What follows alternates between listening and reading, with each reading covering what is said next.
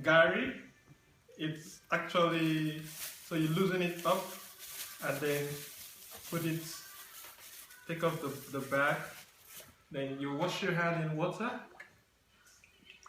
little like this, Yeah. and then you take up a little quantity from it. In this form, it's sticky like this, and then you dip it into the soup.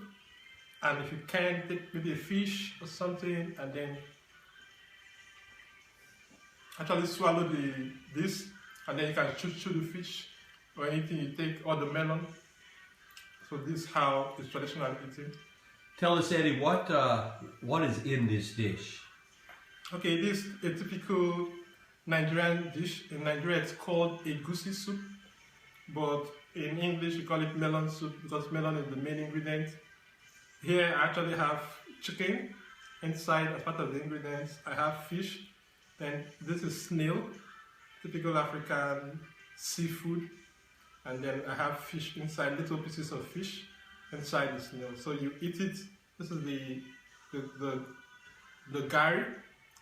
And then when it's made in this form, it's actually called, it's African flour, like the flour we used to bake cake and all that. But this like a typical African flour, and it's called gari in Africa. But when you bake it in this form, it's called eba.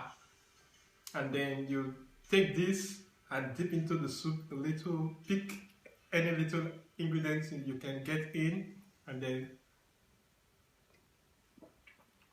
But if you don't want to do this and you want to eat it in the typical English style, you can actually use cutlery. So let me show you how that is done with cutlery.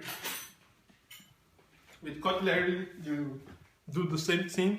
So this, you actually take the cuts the same way you would have used your hand to cut. You use the knife to cut out a portion of it, and then you try to make it into a bowl, and then use the fork, put in some quantity you can, and then,